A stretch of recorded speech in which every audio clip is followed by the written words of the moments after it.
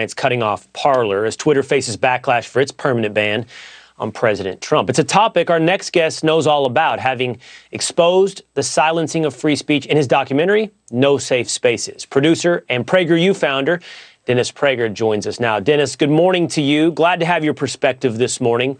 As you take a view of the landscape, really over the last 48 hours, what's happened on big tech, what do you think is happening in this country when it comes to our embrace of the concept, if not the legal issue of free speech, our embrace of the abstract, the concept of free speech?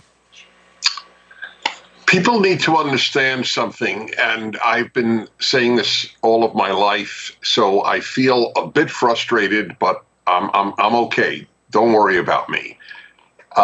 There is no example of the left taking power since Vladimir Lenin in 1917.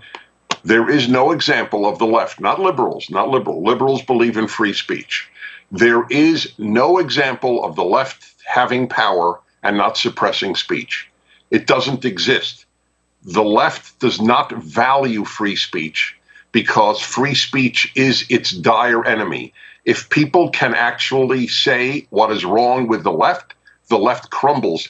It is a giant emotional vacuum. It's like a balloon. It's intellectually a balloon, the left. It is morally a balloon. You puncture it, it dies. So every needle, which is different speech, must be suppressed. There is no example of the left from the university to your kids' other schools, to Hollywood, the whole cancel culture. This is all a creation of the left. And it is the first threat to free speech of any substance in American history. We are living in the darkest time since the Civil War. Wow, Dennis, and you're absolutely right. We should not be surprised by what's happened over the last 48 hours because it's been bubbling, has it not, for quite some time. We've seen it happen on college campuses, for one, where debate and dissent has been totally banished from the campus of universities. And what more, we heard from the left throughout the previous several months calling on big tech for more censorship. I mean, it's been very open and blatant. Please suppress more speech, has it not? That's exactly right. That's why you mentioned the documentary No Safe Spaces. What will now happen with the control of the Senate and the House and the presidency is really only knowable to God. But I think we can predict there will be more and more suppression. What happened? The truly stupid and then morally bad events at the Capitol last week. If you read, every one of your viewers should read a brief synopsis of the Reichstag fire in 1933. Fire was set to the German parliament a month after Hitler took power. He used the Reichstag fire in order to start killing communists.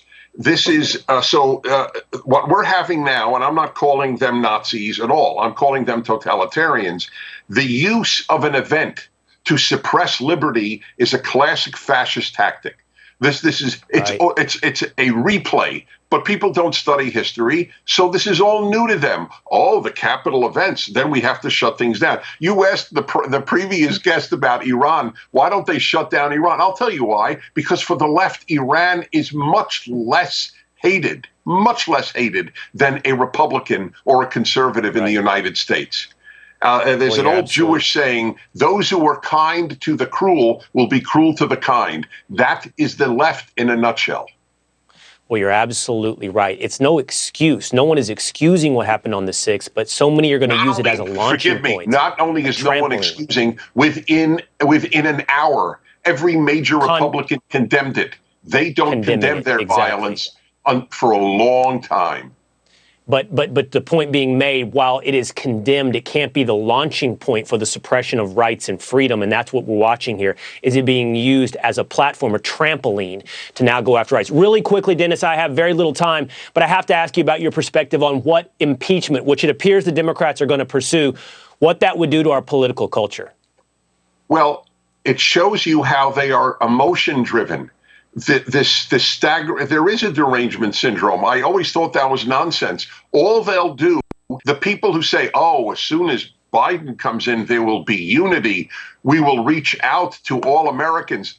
That's a lie, because truth is not a left-wing value. All it will do is further alienate half of this country and see the left for what it is, a mortal threat to our society and wonderful civilization. Always good context, big, broad perspective of where we are in this moment of time. Dennis Prager, thank you so much.